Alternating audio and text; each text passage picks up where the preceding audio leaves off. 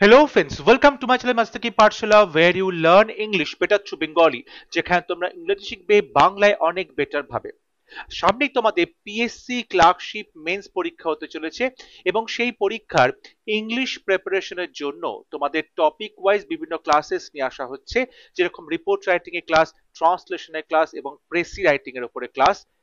আশা করছি প্রত্যেকটা ক্লাস তোমরা ফলো করছো। সেখানে আমরা বিভিন্ন প্রিভিয়াস ইয়ার্স এর যে কোয়েশ্চেনিয়ার্স সেগুলো সলভ করানো হচ্ছে এবং পরবর্তী পরীক্ষার জন্য আরো কি কি দরকার সেগুলো সলভ করানো হচ্ছে। প্রত্যেকটা ক্লাস খুবই গুরুত্বপূর্ণ তোমাদের পরীক্ষা প্রিপারেশনকে আরো জোরদার করার জন্য।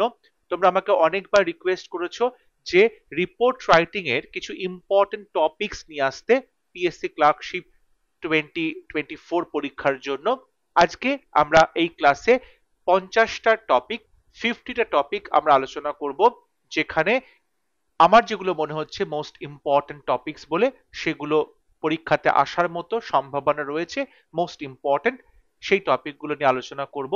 তার মধ্যে বেশিরভাগ টপিকস অলরেডি আমি আমার চ্যানেলে বিভিন্ন ক্লাসে সেগুলো কভার করেছি। সো তোমরা অবশ্যই সেই ক্লাসেসগুলো দেখতে পারো। রিপোর্ট রাইটিং এর যে প্লে লিস্ট আছে আমার যে কোনো ভিডিও ডেসক্রিপশন বক্সে দেওয়া থাকে, সেই প্লে লিস্ট তার যে লিংক, এছাড়াও তুমি আমার চ্যানেলে গিয়ে সেখান থেকে ডিরেক্টলি প্লে লিস্ট সার্চ করেও দেখতে পারবে। রিপোর্ট রাইটিং এর প্রত্যেকটা ক্লাস ওই প্লে লিস্টে রয়েছে। এরপরে যদি কখনো মনে হয় কোনো টপিক ইম্পর্টেন্ট রয়েছে বা আজকে সেই টপিকটা বলতে ভুলে গেছি বা বাদ হয়ে গেছে, তাহলে অবশ্যই পরে আমি সেটা আবার রিভাইজ করে দেব। সো আজকে আমরা ক্লাসে পিএসসি ক্লার্কশিপ মেন্স পরীক্ষার জন্য ইংলিশ যে পেপার সেখানে রিপোর্ট রাইটিং এর 50টা মোস্ট ইম্পর্টেন্ট টপিকস নিয়ে আলোচনা করব। ফার্স্ট টপিক অবশ্যই ট্রেন অ্যাক্সিডেন্টের ঘটনা। আমরা দেখেছি প্রিভিয়াস ইয়ার্সেও ট্রেন অ্যাক্সিডেন্টের ঘটনা নিয়ে প্রশ্ন এসেছে এবং আমরা রিসেন্ট ইয়ার্সে দেখেছি পশ্চিমবঙ্গ বা ভারতবর্ষে বা বিভিন্ন রাজ্যে বেশ কিছু খুব মারাত্মক ট্রেন অ্যাক্সিডেন্টস হয়েছে। যেরকম আমরা বলতে পারি ওড়িশার যে ট্রিপল ট্রেন অ্যাক্সিডেন্ট রয়েছে বা বিকানের এক্সপ্রেস যেখানে অ্যাক্সিডেন্ট হলো, কিংবা আমরা পশ্চিমবঙ্গের যে আমাদের নর্থ বেঙ্গলের ট্রেন। সো এরকম বেশ কিছু ট্রেন অ্যাক্সিডেন্টস গুরুত্বপূর্ণ ঘটনা হয়েছে। সো আমরা তাই train accident report writing ready করব। এরপরে নাম্বার 2তে আছে প্লেন অ্যাক্সিডেন্ট, যেটা বলতে পারো যে রিসেন্ট ঘটনা। আহমেদাবাদ প্লেন বা কিছু বছর আগে নেপাল প্লেন ক্র্যাশ হয়। আহমেদাবাদ প্লেন অ্যাক্সিডেন্ট খুব গুরুত্বপূর্ণ কারণ সেখানে প্রচুর সংখ্যায় যাত্রী মারা গেছেন, অর্থাৎ যতজন যাত্রী ছিল প্লেনে তার মধ্যে মাত্র একজন বেঁচে ছিলেন আর বাদবাকি সবাই মারা গেছিলেন। খুবই মর্মান্তিক একটি ঘটনা এবং সেই প্লেনটি যেখানে গিয়ে আঘাত খেয়ে পড়লো সেই জায়গাতেও কিন্তু অন গ্রাউন্ড কিছু লোক, নিষ্পাপ মানুষ মারা গেলেন হঠাৎ করেই। সো খুবই মর্মান্তিক একটি ঘটনা ছিল, সেই রিপোর্ট রাইটিংটা ইম্পর্টেন্ট হতে পারে। এরপর আসছে বোট ক্যাপসাইজ অর্থাৎ নৌকোডুবির ঘটনা, এটাও ইম্পর্টেন্ট। স্ট্যাম্পিড অ্যাক্সিডেন্ট অর্থাৎ পদপৃষ্ট হয়ে মৃত্যুর অ্যাক্সিডেন্ট, এটাও রিসেন্ট টাইমস আমরা দেখেছি খুব বেশি মাত্রায় হয়েছে, যেরকম কুম্ভ মেলাতে বা আরসিবি যে স্টেডিয়াম সেখানে আইপিএল খেলার পরে আইপিএল যে ভিক্টরি ম্যাচ সেখানে হয়েছিল, বা রেলওয়ে প্ল্যাটফর্মে এরকম ঘটনা ঘটতে দেখেছি আমরা। সো স্ট্যাম্পিড অ্যাক্সিডেন্ট বা পদপৃষ্ট হয়ে মৃত্যু যে দুর্ঘটনা, সেই রিপোর্ট রাইটিংটা ইম্পর্টেন্ট টপিকটা। এরপর আসছে ব্রিজ কোল্যাপস। বিভিন্ন সময় আমরা দেখতে পাচ্ছি বিভিন্ন ব্রিজ, যেগুলো পুরনো ব্রিজ বলো, সেগুলো কোল্যাপস করছে এবং সেখানে প্রাণহানির ঘটনা ঘটছে, অ্যাক্সিডেন্টস হচ্ছে। সো ব্রিজ কোল্যাপসের ঘটনাটা ইম্পর্টেন্ট। এর সঙ্গে তোমরা বিল্ডিং কোল্যাপসের ঘটনাটাও তৈরি রাখবে, এটাও ইম্পর্টেন্ট টপিক। কারণ আমরা কলকাতাতেই দেখেছি বেশ কয়েকটি বিল্ডিং টিল্টেড হয়ে গেছে, ঠিক আছে, বিল্ডিং গুলো হেলে পড়েছে এবং তারপর বিল্ডিং কোল্যাপস করেছে, ভেঙে পড়েছে, বেশ কিছু মানুষের প্রাণহানি ঘটেছে। সো বিল্ডিং কোল্যাপসটাও ইম্পর্টেন্ট। এরপর সাইক্লোন। সাইক্লোন কিন্তু গত 3-4 বছরে যে পরিমাণে বেড়ে গেছে সাইক্লোনের সংখ্যা, সেটা খুবই একটা দুশ্চিন্তার বিষয় এবং আমরা কিছুদিন পর পর একটা নতুন নতুন করে সাইক্লোনের সম্মুখীন হচ্ছি। সো এরকম একটা দুটো সাইক্লোন, তার যে রিপোর্ট রাইটিং সেটাও তোমরা প্রস্তুত রাখবে। নেক্সট নাম্বার 7-এ আছে ফ্ল্যাশ ফ্লাডস কিংবা ল্যান্ডস্লাইডস। আজকাল নতুন ঘটনা, ল্যান্ডস্লাইডস থেকে বন্যা হচ্ছে বা ফ্ল্যাশ ফ্লাডস হচ্ছে বা হড়পা বাঁধ যেটাকে বলে, হঠাৎ করেই প্রচুর পরিমাণে জল প্রবেশ করছে, কিংবা ক্লাউড বার্স্টের যে ঘটনা সেটাও তোমরা প্রস্তুত রাখতে পারো, যে ক্লাউড বার্স্ট থেকেও প্রচুর পরিমাণে জল পড়ছে এবং তখন সেখানে বন্যা হয়ে যাচ্ছে সাময়িকভাবে। সো এই ধরনের রিপোর্ট রাইটিং গুলো গুরুত্বপূর্ণ হতে পারে, ফ্ল্যাশ ফ্লাডস, ল্যান্ডস্লাইড বা ক্লাউড বার্স্ট। এরপর আর্থকোয়েক। দেখো আমি যে ঘটনাগুলো বলছি সেগুলো স্ট্যাটিক যে টপিকস সেগুলো হতে পারে, আবার কারেন্ট অ্যাফেয়ার্স এর টপিকসও হতে পারে, কারণ আর্থকোয়েকটা বর্তমান সময়ে, আমরা সাম্প্রতিক সময়ে বিভিন্ন আর্থকোয়েক দেখেছি, বন্যা দেখছি, সাইক্লোন দেখছি। সো এইরকম ন্যাচারাল ক্যালামিটির সংখ্যা বেড়ে গেছে এবং সব ধরনের ন্যাচারাল ক্যালামিটি কিন্তু হচ্ছে বিভিন্ন জায়গাতে। সো প্রত্যেকটা টপিকই গুরুত্বপূর্ণ, আর্থকোয়েকের যে ঘটনা সেগুলো আমরা প্রস্তুত রাখবো। নাম্বার 9-এ আসছে ক্যাম্পেইন ইন ইয়োর লোকালিটি। তোমার এলাকাতে বিভিন্ন ক্যাম্পেইন হচ্ছে, যেমন আমার পাড়া আমার সমাধান বা দুয়ারে সরকার বা ডেঙ্গি অ্যাওয়ারনেস ক্যাম্প বলতে পারো, বা ডিজিটাল লিটারেসি অর্থাৎ নিরক্ষরতা তুমি যে দূর করবে, এটা নিরক্ষরতা নয়, এটা হচ্ছে ডিজিটাল সম্পর্কে তোমাকে নিরক্ষরতা থেকে দূর করা, অর্থাৎ তোমার যে ডিজিটাল লিটারেসি, অর্থাৎ তুমি অনলাইন ট্রানজাকশন থেকে শুরু করে অ্যান্ড্রয়েড মোবাইল ফোন বা কম্পিউটার চালাতে পারা, বা এই যে অনলাইন বিভিন্ন কাজগুলো করা, ঠিক আছে, ইন্টারনেট বা স্মার্টফোনের মাধ্যমে, সেই ডিজিটাল লিটারেসি মানুষের মধ্যে নিয়ে আসা, ফ্রি হেলথ চেক আপের জন্য ক্যাম্পেইন স্পেশালি বাচ্চাদেরকে, বা নো টোব্যাকো ক্যাম্পেইন বা ধূমপান বিরোধী যে ক্যাম্পেইন, এইরকম বিভিন্ন ক্যাম্পেইন তোমার এলাকাতে হতে পারে, তোমার লোকাল ক্লাবে হতে পারে। সো সেই রিপোর্টগুলো তোমরা অবশ্যই তৈরি রাখবে, যে আমার পাড়া আমার সমাধান বা দুয়ারে সরকার বা ডেঙ্গি অ্যাওয়ারনেস ক্যাম্প বা ডিজিটাল লিটারেসি বা free health checkups for children, no tobacco campaign etcetera. Question number 10, various welfare schemes of West Bengal. West Bengal সরকার বিভিন্ন উন্নয়নমূলক প্রকল্প নিয়ে এসেছে, প্রকল্প রয়েছে যেগুলো কার্যকরী হচ্ছে, সেই সমস্ত প্রকল্প সম্পর্কেও একটা রিপোর্ট রাইটিং। সেখানে তোমরা অবশ্যই মহিলাদের জন্য যে ওয়েলফেয়ার স্কিমস রয়েছে, মাইগ্রেন্ট ওয়ার্কারদের জন্য যে ওয়েলফেয়ার স্কিমস রয়েছে, বয়স্কদের জন্য, বাচ্চাদের জন্য, স্টুডেন্টদের জন্য, বিভিন্ন সেকশনকে ওরা কিন্তু টার্গেট করে করে বিভিন্ন ওয়েলফেয়ার স্কিমস নিয়ে আসা হয় সরকারি তরফে। সেই সমস্ত স্কিমস বা অনগ্রসর যে লোকজন রয়েছে, সম্প্রদায়ের লোকজন, তাদের জন্য কি কি স্কিমস রয়েছে, এরকম ভেরিয়াস ওয়েলফেয়ার স্কিমস তোমরা একটা রাইটিং এ লিখতে পারো। Topic number 11, sudden arrival of a tiger কিংবা এলিফ্যান্ট ইন আ ভিলেজ। কোন একটি গ্রামে কোনো টাইগার হঠাৎ করে প্রবেশ করেছে বা এলিফ্যান্ট ঢুকে পড়েছে গ্রামে, এই রকম কিন্তু বিভিন্ন তোমরা রিপোর্ট রাইটিং এর টপিক এখানে কভার করতে পারো। নাম্বার 12, সোশ্যাল মিডিয়া, অর্থাৎ আমাদের যে সমাজ মাধ্যম রয়েছে, বিভিন্ন সোশ্যাল মিডিয়া, তার যে সুফল এবং কুফল, সোশ্যাল মিডিয়া কি কি ভালো কাজ করে, কি কি খারাপ ভাবে তাদেরকে ব্যবহৃত করা হয় এবং তার কি বাজে ইম্প্যাক্ট পড়ছে বর্তমান যুব সমাজের উপরে, সেটা নিয়ে একটা টপিক রেডি করবে। Next 13 number, pollution caused by loud speakers, fire crackers etcetera. বিভিন্ন অনুষ্ঠানে, পুজোতে, বিভিন্ন যে পাবলিক মিটিং এ, পাবলিক গ্যাদারিং এ বা আমাদের যে সোশ্যাল এনগেজমেন্টস, বিভিন্ন জায়গাতে দেখা যায় লাউড স্পিকার প্রচন্ড জোরে বাজানো হচ্ছে বা বিভিন্ন অনুষ্ঠানে বাজি পোড়ানো হচ্ছে। তো এগুলোর ফলে যে পলিউশন তৈরি হচ্ছে, সেই পলিউশন সম্পর্কে রিপোর্ট রাইটিং, বা যদি তুমি বলবে একটা জেনারিক রিপোর্ট রাইটিং করবে, সেটা হচ্ছে এনভায়রনমেন্টাল ডিগ্রেডেশন। এনভায়রনমেন্টাল ডিগ্রেডেশন অর্থাৎ আমাদের পরিবেশের যে ক্ষতি হচ্ছে, পরিবেশের যে অবনতি ঘটছে, সেই টপিকটাও তৈরি রাখতে পারো। Number 14, women empowerment. Women empowerment অর্থাৎ বর্তমানে মেয়েরা যেভাবে সমাজের উঁচু স্তরে পৌঁছে যাচ্ছে বা সমাজের বিভিন্ন ক্ষেত্রে তাদের প্রতিভার, তাদের কর্মদক্ষতার পরিচয় রাখছে, এবং আমাদের যে অর্থনৈতিক দিকটাও রয়েছে দেশের, সেখানেও কিন্তু মেয়েদের যে কন্ট্রিবিউশন বেড়েছে বা পলিটিক্যাল এনগেজমেন্ট সেটাও বেড়েছে। তো এই রকম ভাবে উইমেন এম্পাওয়ারমেন্টের টপিকটা তোমরা অবশ্যই কভার করবে। আমরা কদিন আগেই দেখলাম আমাদের যে মহিলা জাতীয় ক্রিকেট টিম দল রয়েছে, তারা আমাদের দেশের হয়ে অবশ্যই ওয়ার্ল্ড কাপ জিতে নিয়ে এসছে। সো উইমেন এম্পাওয়ারমেন্ট বিভিন্ন ভাবে তোমরা এটাকে লিখতে পারো, অ্যানালিসিস করতে পারো।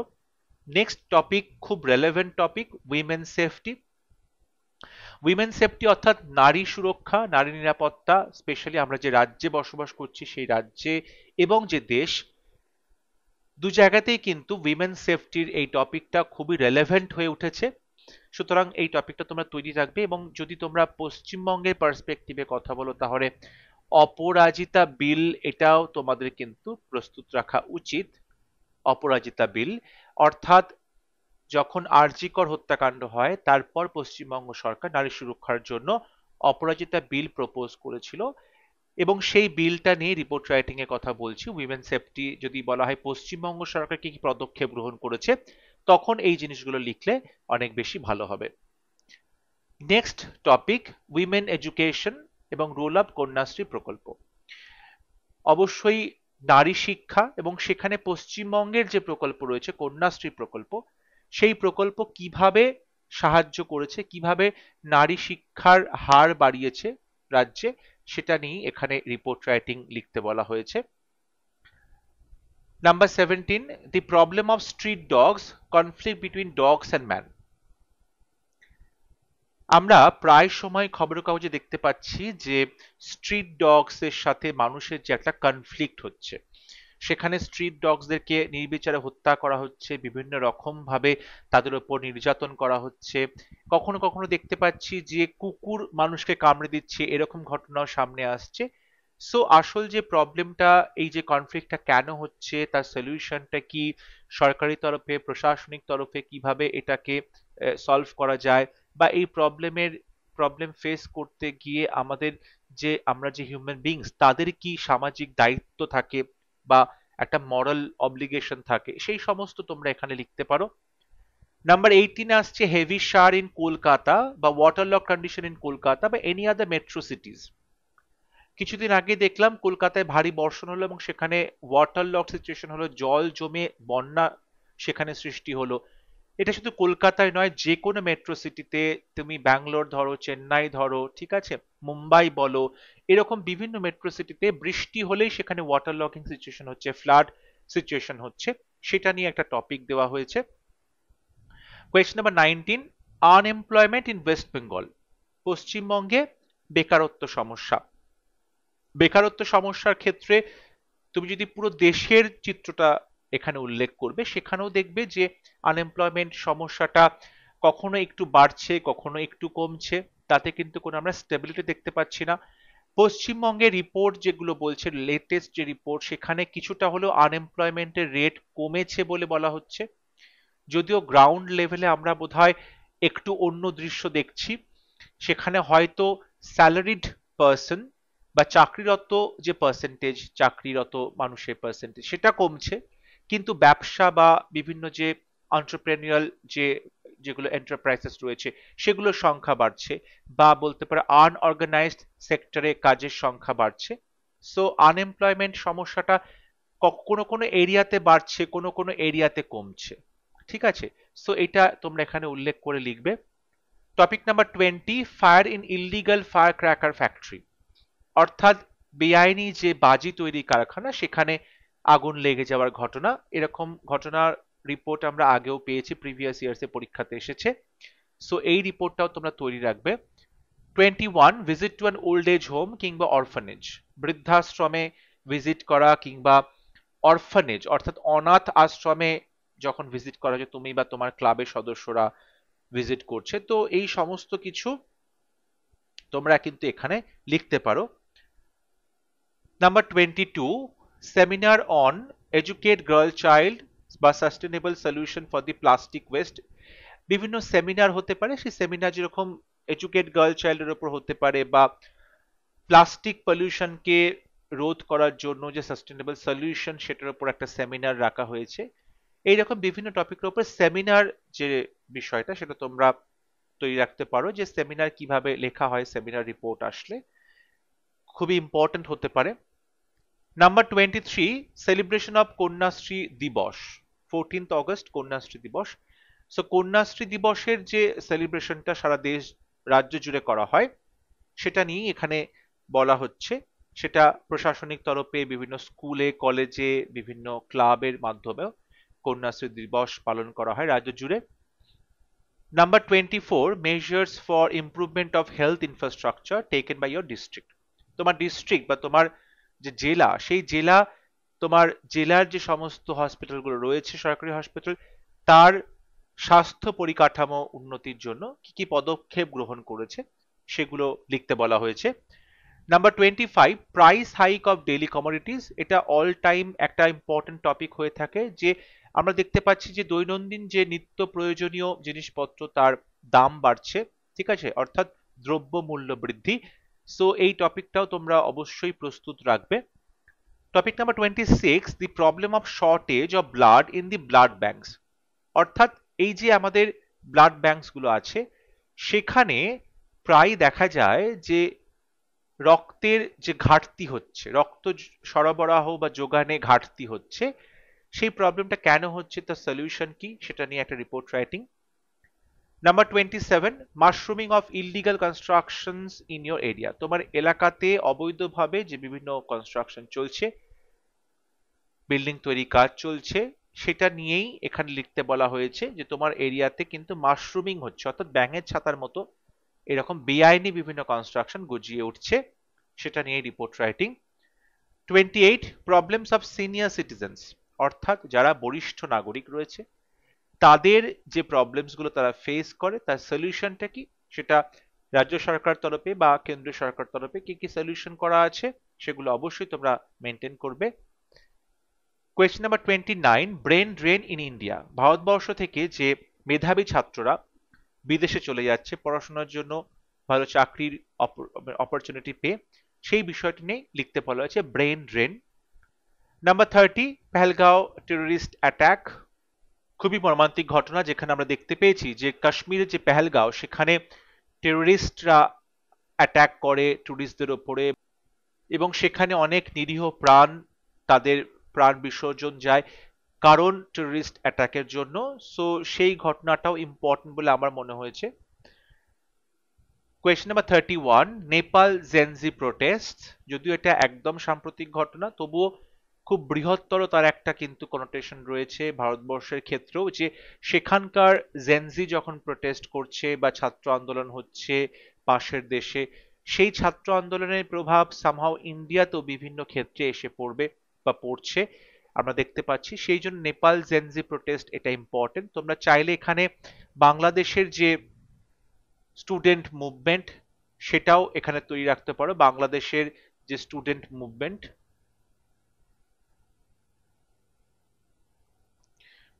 ঠিক আছে, এই টপিকটাও তোমরা প্রস্তুত রাখবে। একই সাথে 32, mobile game addiction among children. বাচ্চাদের মধ্যে মোবাইলে গেম খেলা বা মোবাইল অ্যাডিকশন, এখানে অ্যাকচুয়ালি মোবাইল গেম অ্যাডিকশন বলছি, বাট তোমরা চাইলে টপিকটা মোবাইল অ্যাডিকশন, তার মধ্যে গেম অ্যাডিকশনও চলে আসছে, দুটো টপিকই একসাথে কভার করতে পারবে, দুটো টপিকই তোমরা একসাথে কভার করতে পারবে। Topic number 33, discontinuation of Kolkata tram services.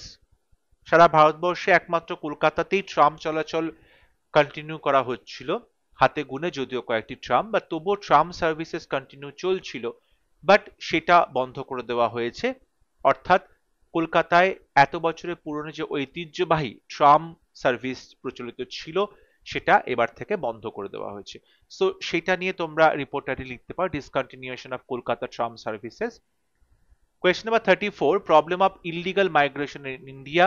অর্থাৎ অবৈধভাবে যে মাইগ্রেশন চলছে বা বাইরের দেশ থেকে ভারতবর্ষে লোক প্রবেশ করছে, অনুপ্রবেশ চলছে, সেটা নিয়ে report writing, problem of illegal migration in India. Question number 35, under water metro service in Kolkata. জমির মানে জলের তলায়, গঙ্গা যে নদী, সেই জলের তলাতে মেট্রো সার্ভিস চালু করা হয়েছে কলকাতায়, সেটা নিয়ে report writing. Number 36, dowry deaths in India.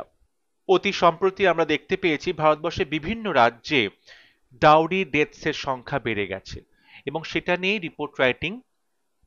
Number 37, artificial intelligence, কৃত্রিম বুদ্ধিমত্তা।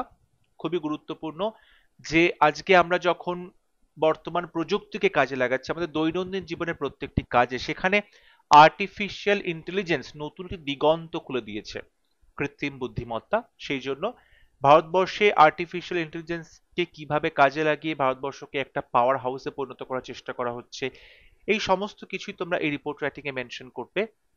Number 38, Shramashree scheme and welfare schemes for migrant workers, অর্থাৎ পরিযায়ী শ্রমিকদের জন্য যে উন্নয়নমূলক প্রকল্প রয়েছে, এবং তার মধ্যে প্রথমেই আসছে পশ্চিমবঙ্গ সরকার যে প্রকল্প লঞ্চ করেছিল সেটা হচ্ছে শ্রমশ্রী প্রকল্প, সেটা নিয়ে রিপোর্ট রাইটিং লিখতে দেওয়া হয়েছে।